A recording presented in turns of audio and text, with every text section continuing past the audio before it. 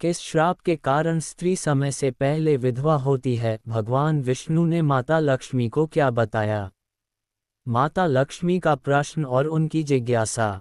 Video की शुरुआत में बताया गया है कि किस श्राप के कारण कोई स्त्री समय से पहले ही विधवा हो जाती है और एक पतिव्रता स्त्री को अपने जीवन में किन कार्यों को करने से बचना चाहिए।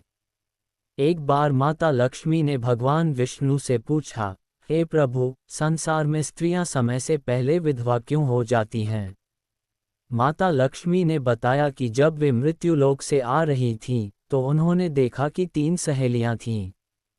उनमें से 2 स्त्रियां समय से पहले ही विधवा होकर अत्यंत दुखी और कष्ट में जीवन व्यतीत कर रही थीं, जबकि तीसरी स्त्री सुहागन होकर अपने पति के साथ सुखमय जीवन जी रही थी।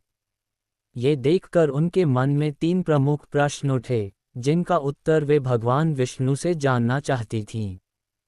कौन सी स्त्री समय से पहले विधवा हो जाती है और दुखी जीवन व्यतीत करती है? कौन सी स्त्री को जीवन में कभी सुख शांति नहीं मिलती? वह कौन सी वस्तु है जो एक पत्नी अपने पति के मांगने पर भी पति को नहीं देती? भगवान विष्णु ने आश्वस्त किया और कहा कि इन तीनों प्रश्नों के उत्तर एक छोटी सी कहानी में निहित हैं, जिसे उन्हें बहुत ध्यान से सुनना चाहिए। भगवान विष्णु द्वारा सुनाई गई कथा। भगवान विष्णु ने उस सुहागन स्त्री की कथा सुनानी प्रारंभ की जो सुखमय जीवन जी रही थी। वह स्त्री एक राजा के सेवक नौकर की पत्नी थी। सेवक को अपनी पत्नी के चरित्रवान और पतिव्रता होने पर पूर्ण विश्वास था। पतिव्रता धर्म की चुनौती, सेवक की पत्नी की प्रशंसा धीरे धीरे राजा के दरबार तक पहुंची। ये सुनकर राजा के महामंत्री ने सेवक को चुनौती दी कि वह उसकी पत्नी का पतिव्रता धर्म खंडित कर देगा। प्राणों की शर्त, सेवक ने शर्त लगाई कि यदि महामंत्री सफल हुए तो उसे फांसी दी जाए और यदि महामंत्री असफल रहे तो महामंत्री को फांसी दी जाए। प्रमाण की मांग, सेवक ने महामंत्री से विवाह के समय मिले सुहाग की निशानी, एक मटका और एक कतार लाने को कहा। साथ ही पत्नी के गुप्तांग के पास कोई गोपनीय निशान पता करने को कहा। महामंत्री का षड्यंत्र। महामंत्री ने एक चतुर दूती से संपर्क किया। धन के लालच में दूती ने महामंत्री का काम करने के लिए हामी भर दी।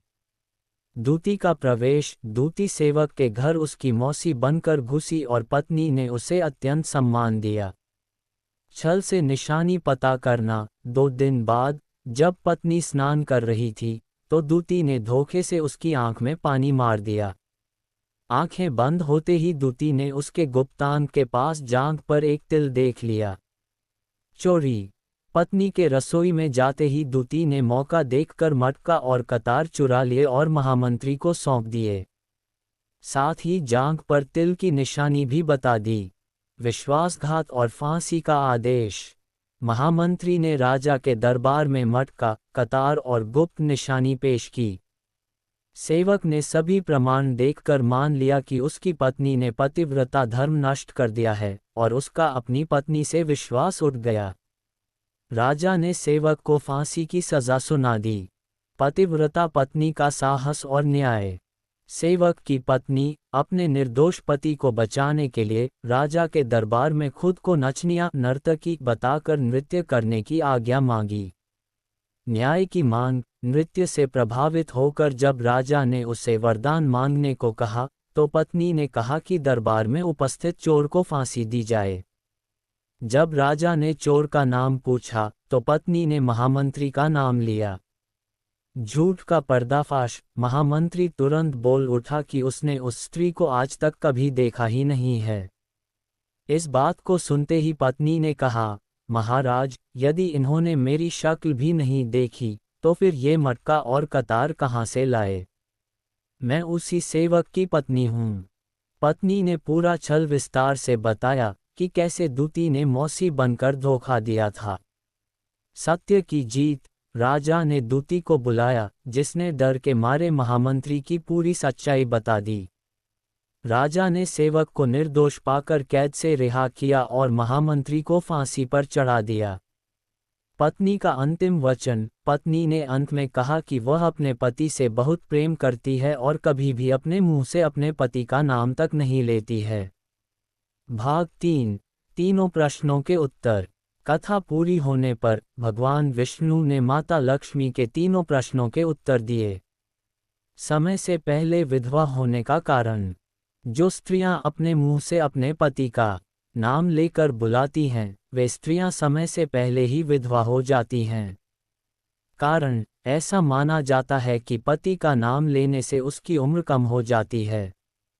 इसी कारण कहानी की दो सहेलियां विधवा हुईं, जबकि सेवक की पत्नी, जो कभी नाम नहीं लेती थी, सुहागन रही। संसार में सुख शांति न मिलने का कारण।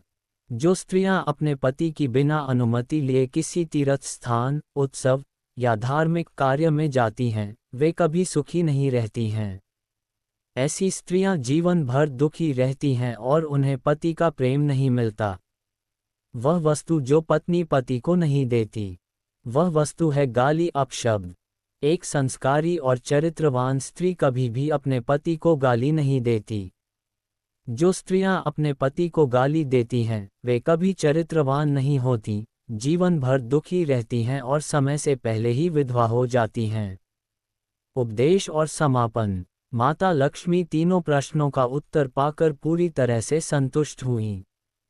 भगवान विष्णु ने अंत में कहा कि जिस घर में चरित्रवान स्त्री का वास होता है, वहाँ माता लक्ष्मी का सदा वास होता है और वह घर धन, दौलत और खुशियों से परिपूर्ण होकर स्वर्ग बन जाता है।